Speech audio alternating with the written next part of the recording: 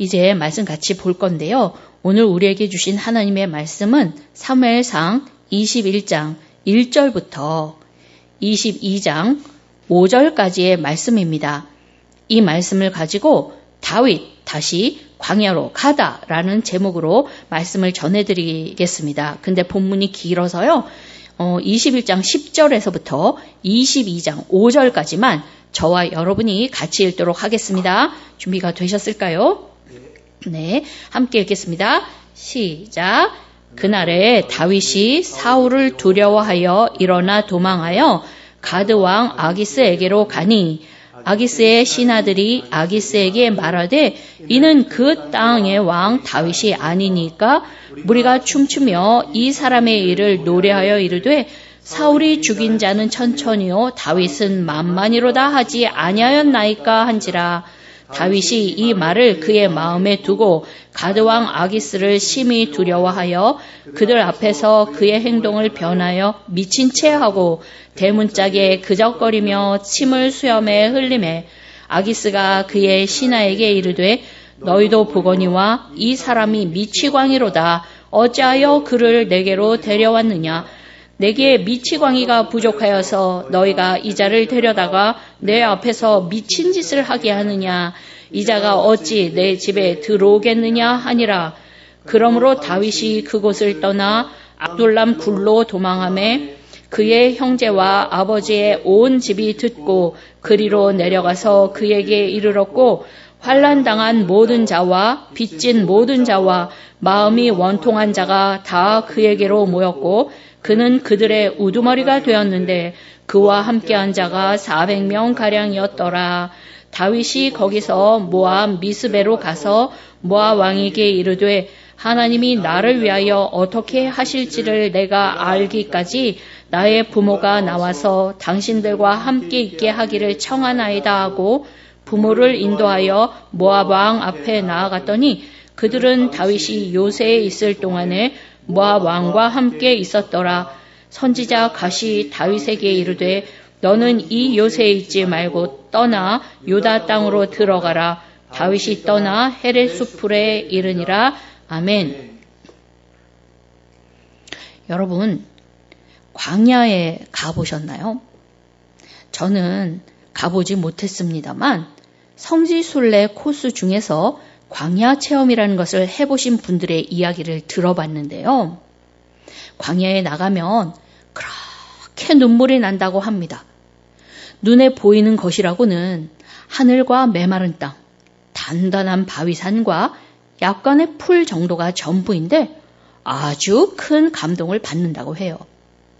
그 덥고 건조한 곳, 먹을 것도 구경할 것도 없는 아무도 살지 않는 그곳에서 무슨 감동을 받았다는 건가 이야기를 들어보면 하나님께서 이스라엘 백성들을 그런 곳에서도 살아갈 수 있도록 인도하시고 공급하시고 지키신 그 은혜를 깨닫게 되더라라는 것입니다. 그리고 자기도 또한 그와 같은 은혜 중에 있다라는 것을 깨닫는다는 거예요.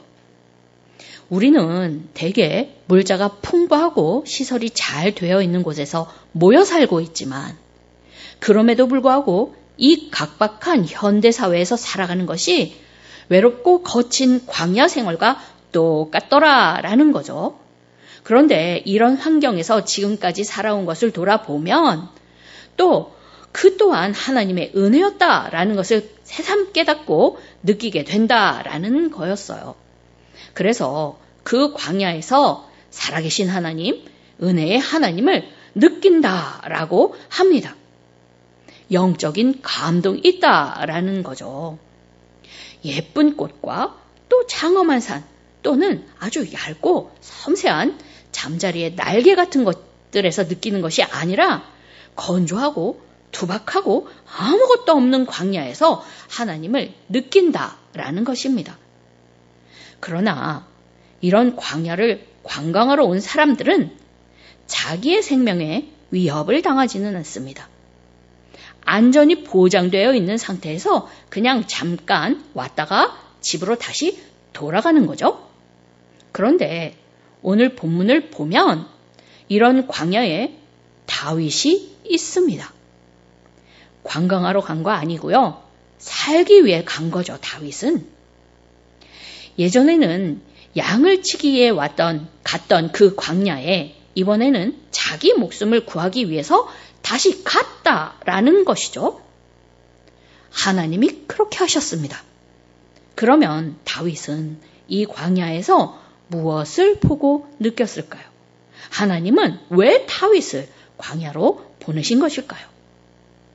본문에는 다윗이 다시 찾아간 광야 3군데가 나오는데요. 한 군데씩 살펴보면서 하나님께서는 왜 다윗을 광야로 내보내신 것인지, 거기서 다윗은 무엇을 보고 느끼고 배웠는지, 또 우리는 우리의 광야를 어떻게 지나야 할지에 대하여 함께 알아보도록 하겠습니다. 오늘 말씀을 보니 다윗이 또 도망가고 있습니다. 자기를 죽이려는 사울을 피해서 다급하게 도망쳤습니다. 지난주에 본 바와 같이 요나단, 미갈, 사무엘이 도와주지 않았다면 아마도 이렇게 도망치는 것이 불가능했을지도 모릅니다. 다윗이 비상식량이나 무기 등 자기 몸을 보존하고 지키기 위한 최소한의 것들도 챙기지 못한 채 맨몸으로 나온 것을 보면 그가 얼마나 위급한 상황에서 겨우겨우 도움을 얻어 빠져나왔는지 우리는 짐작할 수 있는 것이죠. 요나단과의 만남에서 사울이 자기를 죽이려는 의지가 굳건하다라는 것을 확인한 다윗이 제일 먼저 간 곳은요, 노이라는 곳이었습니다. 다윗이 다시 찾아간 첫 번째 광야인 거죠. 본문 1절을 보면 다윗이 노베 가서 제사장 아히멜렉에게 이르니 아히멜렉이 떨며 다윗을 영접하여 그에게 이르되 어찌하여 내가 홀로 있고 함께하는 자가 아무도 없느냐 하니 라고 되어 있습니다. 이곳 노베는 성소가 있었는데 거기서 제사장 아히멜렉이 하나님께 제사를 받들고 있었고 또 그가 이끄는 큰 제사장 공동체가 있었다고 합니다. 그런데 제사장 아히멜렉은 다윗을 보자마자 그를 떨며 맞이했다라고 되어 있습니다. 왜 떨었을까요? 아마도 아히멜렉이 다윗과 사울의 갈등을 알고 있었기 때문이었을 것입니다. 그런 갈등에 섞여서 좋을 것이 없을 거잖아요. 그래서 떨었다. 그리고 아히멜렉은 함께하는 동료들 없이 다윗이 혼자 있다라는 것을 이상하게 여겼습니다. 이것은 그가 이전부터 다윗과 어느 정도의 친분이 있었던 사람이다라는 것을 말해주는데요. 학자들은 아마 군사 지휘관이었던 다윗이 과거에 전장으로 떠나기 전에 병사들의 성결 의식을 위해서 자주 아히멜렉이 있는 성소에 들렸을 것이다 하고 예상하고 있는 거죠. 그렇다면 노베 성소와 아히멜렉은 다윗에게 일종의 연고지다라고 볼 수도 있지 않겠습니까? 그래서 다윗은 위급한 상황에서 일단 친분이 있는 아히멜렉을 찾아간 것인데요. 아히멜렉이 다윗을 보고 두려워하더라는 거죠. 그래서 다윗은 말을 애매하게 돌려서 대답을 해줍니다. 왕명을 받들어서 지금 비밀 임무를 수행하는 중이다라는 거죠. 그리고 군사들은 다른 곳에서 만나기로 했다고요. 이것은 엄격하게 보면 거짓말이 맞습니다. 그러나 다윗으로서는 정직하게 대답할 수가 없었습니다. 왜냐하면 아히멜렉이 사울의 편 사람인지 아닌지 확신할 수 없었거든요. 그리고 그렇지 않다고 해도 문제였습니다. 아히멜렉이 자기 때문에 사울에게 피해를 보게 할 수는 없는 게 아니겠습니까? 사울이 추궁할 경우 아히멜렉이 차라리 나는 모르고 도왔다라고 하면 책임에서 노연할 수도 있었을 테니까요. 그렇지만 다윗은 새빨간 거짓말은 아무래도 양심에 찔렸던 모양입니다. 그래서 다윗은 애매하게 말을 돌려서 했습니다. 실제로 사울의 이름은 말하지 않은 채 그냥 왕이 명령했다라고 한 겁니다. 왕이라는 단어는 사울을 가리킬 수도 있지만 하나님을 뜻하는 것도 되잖아요. 이 일이 모두 하나님의 손에서 나왔다라는 의미로 본다라는 거고요. 또 20장에서는 실제로 요나단도 여호와께서 다윗을 보내셨다라고 말했거든요. 그러나 이렇게 자기도 보호하고 아히멜렉도 보호하려고 한 다윗의 얄팍한 수는 소용이 없게 됩니다. 왜냐하면 사울이 아히멜렉과 그가 이끄는 제사장 무리들을 몽땅 다 죽이기 때문입니다. 여기에 대해서는 다음 주에 자세히 볼 건데요. 저는요, 못내 아쉽습니다. 다윗이 자기 지혜로 임기응변하지 않고 그냥 전적으로 하나님께 맡기고 아히멜렉에게 조용히 사실을 말했다면 어땠을까?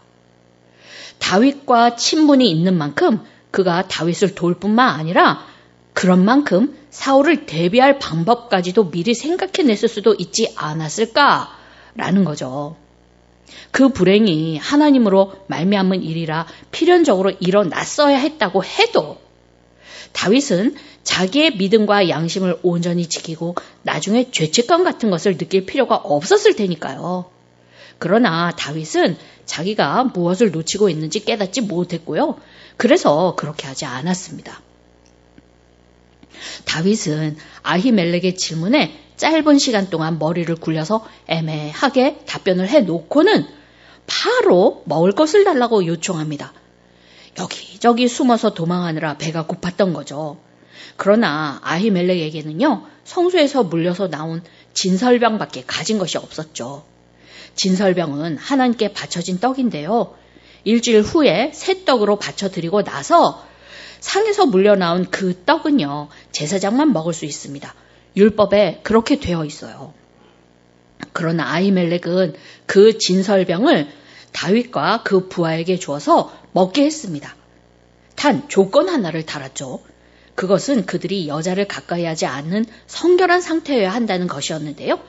다윗은 자신과 자신의 군사들은 출정할 때에 늘 금욕하여 성결을 유지한다라고 하면서 그 떡을 냉큼 받아 먹었습니다. 그렇다면 아히멜렉과 다윗은 율법을 어긴 것이 되나요? 네, 율법을 어겼고요. 그렇지만 또 어기지 않았습니다.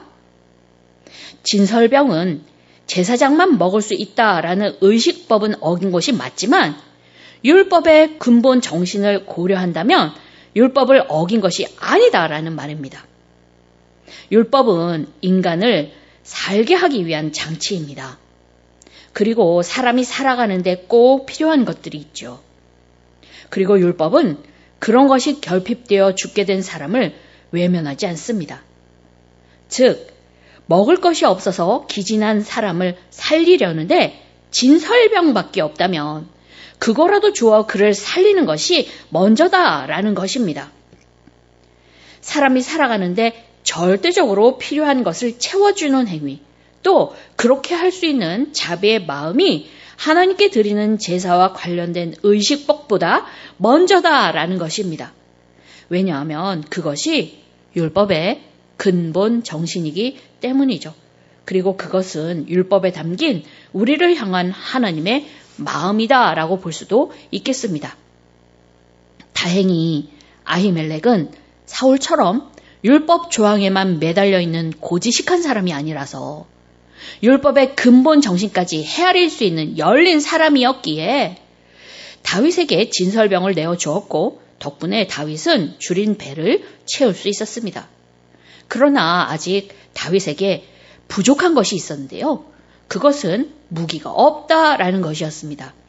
사울 한 사람이 아니라 그의 군대가 어찌 보면 온 나라가 다윗의 목숨을 찾는데 정작 다윗 본인에게는 아무런 방어할 것이 없다라는 게 말이 되진 않지 않습니까?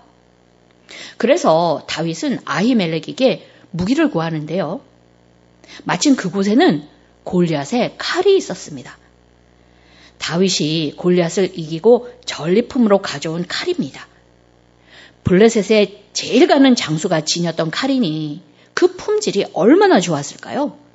또 블레셋을 이긴 전리품이니 얼마나 잘 보존하고 있었겠습니까? 제사장이 입는 옷인 에봇 뒤에 보자기로 잘 싸서 간직하고 있었죠. 그러니 지금의 다윗에게 이보다 더 좋은 무기는 없습니다. 지금 얻을 수 있는 유일한 무기이기도 했고요. 다윗은 이처럼 성소에서 먹을 빵과 무기를 구할 수 있었지만 언제까지 그곳에 머무를 수는 없었습니다. 그렇게 하면 아히멜렉이 위험해지기도 하고 또 그 성소에 도액이라는 사람이 머물고 있었기 때문이죠. 그는 사울의 목자장으로 상당한 권력을 지닌 에돔 사람이었는데 그가 성소에 온 다윗을 본 거죠. 다윗의 위치가 탄로난 것입니다. 그래서 다윗은 또 도망하여 이번에는 가드로 갔습니다. 다윗이 다시 간 두 번째 광야인 거죠. 가드는 해안가에 위치한 블레셋의 도시국가인데 다윗이 거기로 도망을 간 겁니다. 골리앗의 칼을 가지고요. 여기까지 들으면 우리는 다윗이 이거 제정신이야? 하는 생각이 안 들 수가 없는 거죠. 골리앗을 이긴 다윗은 블레셋의 원수가 아니겠습니까? 그런데 그 골리앗의 칼까지 들고 블레셋으로 가다니요. 우리는 그 이후 다윗의 행적으로 짐작할 수 있는 바 용병으로 지원하려고 가드왕 아기스에게로 다윗이 간 게 아닐까 생각할 수 있는데요. 다윗은 자기가 지금까지 장군이 되어서 얻었던 명성과 경험 그리고 막 얻어가진 골리앗의 칼을 그 실력의 증거물로 보여준다면 능히 아기스의 용병이 될 수 있을 거다라고 생각한 모양입니다. 단지 그 생각만 한 거죠. 완전히 넌센스죠. 절대로 아닙니다. 죽으려고 제 발로 호랑이 굴에 들어간 것과 같다라는 거죠. 이런 다윗의 행위는요. 그러면 어떻게 다윗이 그런 생각과 행위를 하게 되었을까요? 다윗이 그 정도도 생각하지 못했다라는 것은 그가 위급한 상황에서 그만큼 정신이 나가 있었다라는 것 아니겠습니까? 그러나 반쯤 정신이 나간 다윗을요, 하나님께서 도와주셨습니다. 아기스의 신하들이 다윗이 골리앗을 이긴 장수라는 것을 폭로하고 그를 받아들일 것에 대하여 반대하며 나서자 그제야 다윗이 제정신을 차리고 심한 두려움에 빠졌는데요. 이때 하나님께서 다윗에게 지혜를 주셔서 그 위험한 상황에서 벗어나게 하신 것입니다. 본문 13절과 13절로부터 15절까지에서 본 바와 같이 다윗이 아기스 앞에서 미친 척을 한 것입니다. 대문짝에 그적거리며 침을 수염에 흘려가면서요. 지금까지 아기스 앞에서 자기의 스펙과 실력에 빵빵한 자신감을 내뱉친 다윗이 살기 위해서 갑자기 미친 척을 한 겁니다. 이것을 본 아기스는 아연실색했을 것이고요. 다윗은 아무리 궁급한 지경이었다고 할지라도 매우 수치스러웠을 것입니다. 그러나 미친 사람을 보면 미신적인 두려움으로 경계를 하고 그래서 죽이기보다는 내쫓는 것으로 만족하는 당시의 문화 덕분에 다윗은 아기스에게 죽임을 당하지 않고 성읍에서 내쫓겨 나가는 것에 그쳐가지고 목숨을 구할 수 있었다라는 거죠. 우리에게는 이런 일을 겪은 다윗의 심정을 알 수 있는 자료가 하나 있는데요. 바로 시편 34편입니다. 시편 34편은 다윗이 바로 이런 위기에서 벗어나서 지은 시인데요. 1절과 4절을 먼저 보면 내가 여호와를 항상 송축하며 내 입술로 항상 주를 찬양하리이다. 내가 여호와께 간구하매 내게 응답하시고 내 모든 두려움에서 나를 건지셨도다 합니다. 그러니까 아기스 앞에서 다윗이 재빨리 주님께 기도를 했고 그 응답으로 지혜를 받아 미친 척해서 그 위기를 모면할 수 있었기에 하나님을 찬양합니다. 라는 것이죠. 계속 보면 9절에서 다윗은요. 너희 성도들아 여호와를 경외하라. 그를 경외하는 자에게는 부족함이 없도다. 라고 했고요. 11절에서는 너희 자녀들아 와서 내 말을 들으라. 내가 여호와 경외하는 법을 너희에게 가르치리로다 했습니다. 그러면 이 말들은 무슨 뜻입니까? 다윗이 너무 군급한 나머지 하나님 의지하기를 잊어버리고 잠깐 자기의 지혜와 방법을 의지했었다라는 것입니다. 그러나 곧 돌이켜 다시 주님을 의지했더니 주님께서 그 위기에서 구해주셨다라는 거죠. 그제야 다윗이 깨달았다는 것입니다. 여호와를 경외함에는 특정한 때와 장소가 있는 것이 아니다라는 것을요.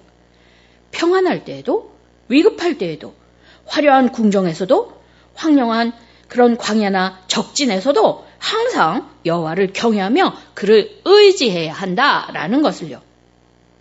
이렇게 하나님께서는 다윗에게 여호와를 경외한다라는 것이 무엇인지 가르쳐 주셨던 것입니다. 목숨을 건지기 위해 다시 광야로 나간 다윗을 가르치신 거죠. 사실 다윗은 일찍부터 광야를 경험했던 사람입니다. 그는 이새의 집안에서 막내 아들로 태어났지만 웬일인지 엄마 치마폭에 쌓여서 귀여움을 받기는커녕 거친 들에서 양을 지키는 목자 노릇을 했습니다. 어려서부터 뜻하지 않게 광야로 내몰린 것입니다. 그러나 그 외롭고 거친 환경에서 아무것도 의지할 것이 없을 때 다윗은 하나님을 만나고 의지하여서 그 믿음이 크게 자라났습니다.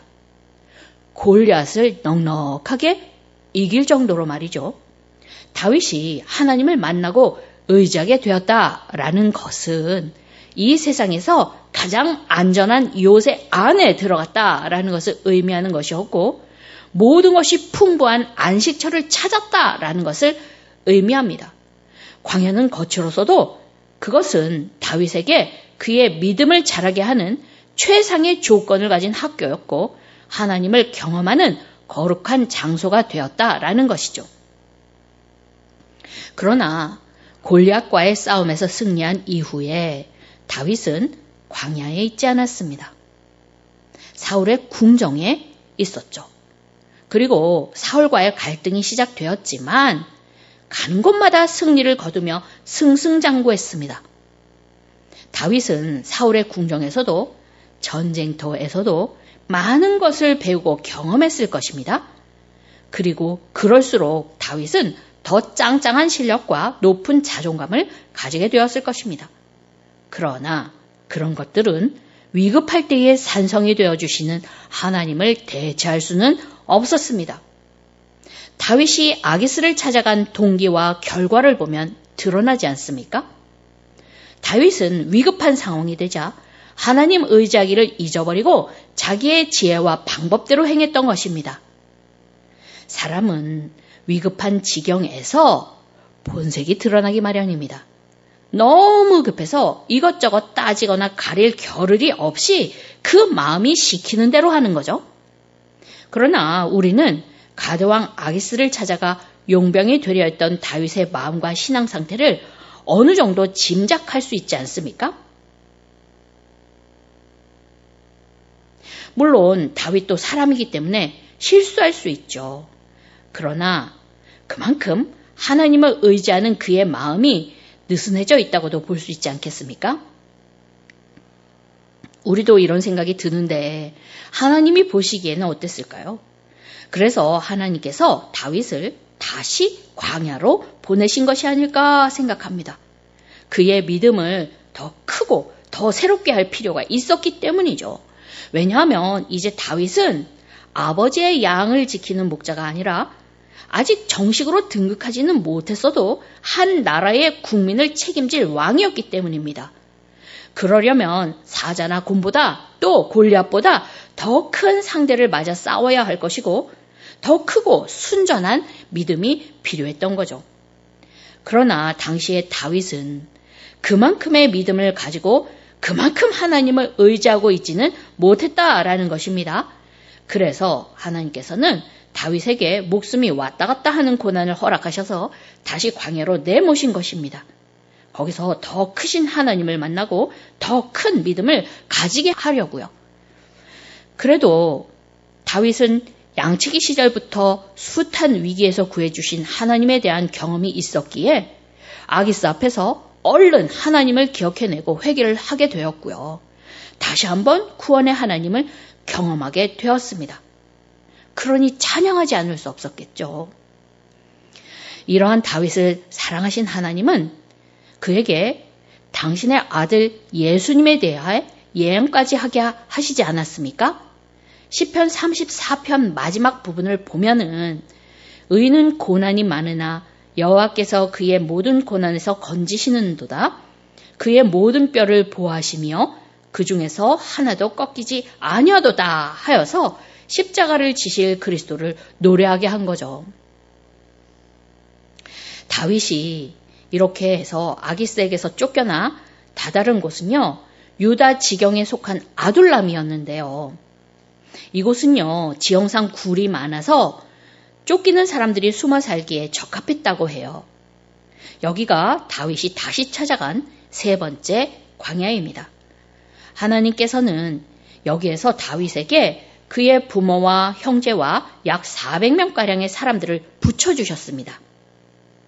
22장 2절에는 그 400명가량의 사람들을 일컬어 환난당한 모든 자와 빚진 모든 자와 마음이 원통한 자라고 했는데요. 그들은 사울 체제에서 부당한 일을 당했거나 어려움을 겪어서 사울을 반대하는 사람들이었습니다. 그러니 그만큼 새 나라를 열망했을 것이고요. 다윗과 마음을 같이하여 새 나라를 세워갈 사람들로 하나님께서 붙여주신 자들이었다. 이렇게 봐도 무방하다라는 거죠. 그래서 이제 다윗은 혼자가 아닙니다. 마음을 같이할 동지들을 얻은 거죠. 그러나 그렇다고 하여 다윗의 환경과 처지가 더 나아졌다라고만은 할 수 없습니다. 왜냐하면 그만큼 책임져야 할 사람들이 많아진 거고요. 보는 눈도 많아졌기 때문입니다. 하나님께서 다윗의 훈련 단계를 한 단계 높이신 것입니다. 그러면 다윗이 이 새로운 국면, 새로운 훈련 스테이지를 맞아서 하나님만 의지하면서 잘 해냈을까요? 아닙니다. 또 실수합니다. 왜냐하면 다윗이 가장 아끼는 사람들이 찾아왔거든요. 바로 그의 부모와 형제였습니다.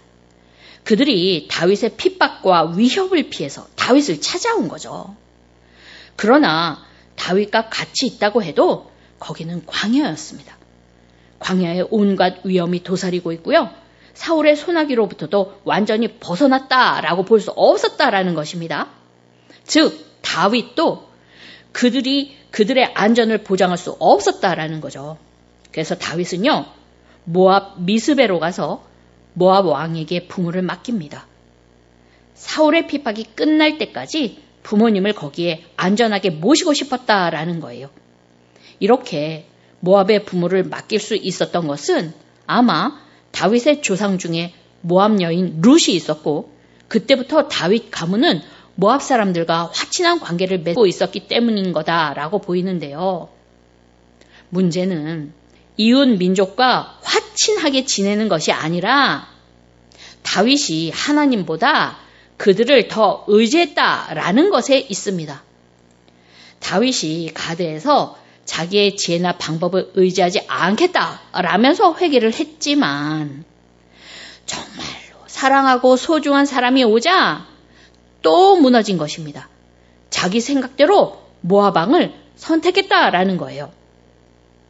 그러자 이번에는 하나님께서 갓 선지자를 보내서 다윗을 교훈하십니다. 22장 5절을 보면 선지자 갓이 다윗에게 이르되 너는 이 요새에 있지 말고 떠나 유다 땅으로 들어가라 하시지 않습니까? 다윗은 블레셋과 모압 두 번이나 약속의 땅 밖으로 나가서 자기의 안전을 도모하려고 했지만 하나님은 그것을 허락하지 않으셨던 거죠. 왜냐하면 그것은 하나님에 대한 불신을 의미하는 것이었기 때문입니다. 다윗은 갓 선지자의 말을 듣고는 바로 순종했습니다. 자기가 또 하나님을 신뢰하고 의지하지 않았다라는 것을 깨닫고 회개한 거죠. 그래서 모압을 떠나서 유다 땅 헤렛 수풀로 들어온 것입니다.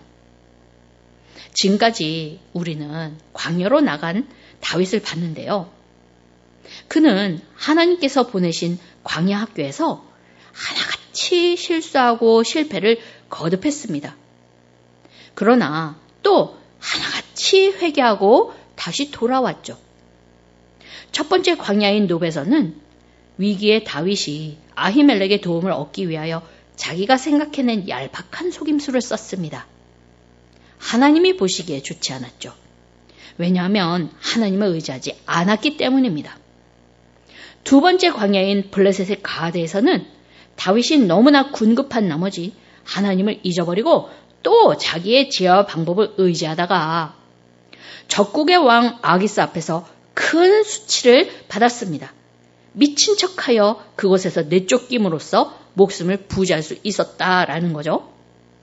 세 번째 광야에서 다윗은요, 사랑하는 사람들의 안전을 두고 또 자기의 방법을 의지하다가 하나님께서 보내신 선지자를 통하여 부드러운 꾸중을 들었습니다.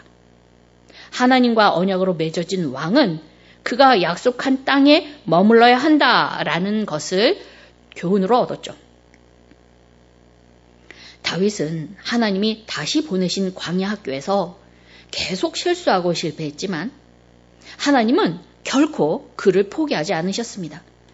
그가 회개하고 부르짖으면 다시 구해주셨고요. 깨달음이 적을 때는 선지자를 보내서 일깨워 주셨습니다. 그러면서 다윗 스스로 자기의 위치와 사명을 더 깊이 자각하고 그에게 걸맞는 믿음을 가지고 하나님을 의지할 수 있도록 도우셨습니다. 그렇게 하나님은 광야에서 다윗을 만나주셨습니다. 그런데요, 그 하나님이 우리도 그렇게 만나주십니다. 하나님은 우리도 다윗처럼 광야로 불러내셔서 당신을 더 깊이 믿고 알아가게 하신다는 것입니다. 물론 이때의 광야는 우리에게 관광지가 아니겠죠. 더 치열하고 각박한 광야 같은 현실일 것입니다. 안락하고 익숙한 삶과 그 터전을 떠나서 목숨이 위태롭고 삶이 위태로운 그런 현실, 그런 광야. 그리고 우리도 다윗처럼 실패의 실패를 거듭할 것입니다. 그러나 실망하지 마십시오. 광야는 우리에게도 매력적일 것입니다. 왜냐하면 거기에서 실패의 실패를 거듭하는 우리를 하나님께서 만나주실 것이기 때문입니다. 여러분, 지금 혹시 광야에 계십니까? 그렇다면 기뻐하십시오. 그 광야에 하나님께서 여러분과 함께 계시기 때문입니다. 그리고 하나님을 의지하십시오. 이제껏 내가 내 힘과 지혜로 구원하려 했던 것을 회개하고 하나님만 의지하기로 결단하십시오. 그러면 하나님께서 여러분을 책임져 주실 것입니다.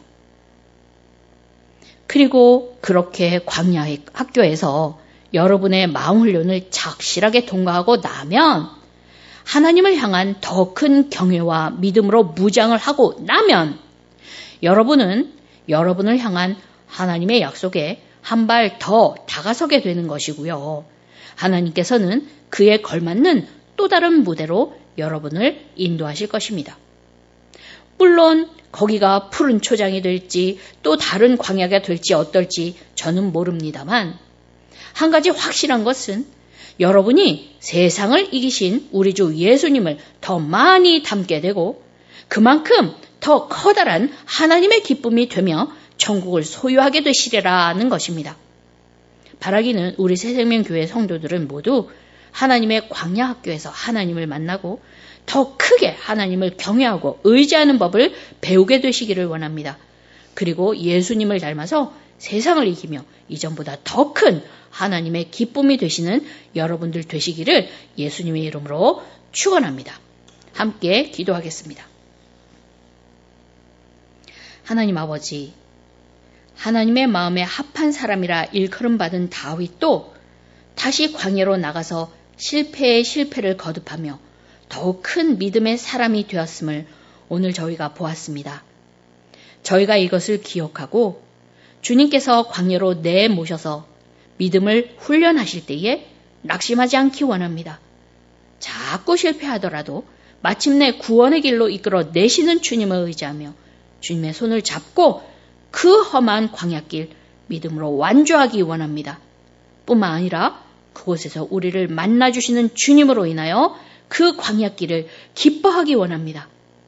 주님, 험한 광야 같은 인생길 가는 동안에 온전히 주님을 의지하고 주님을 닮아 주님의 기쁨이 되는 저희들 다 되도록 은혜로써 역사하시고 인도하여 주시옵소서.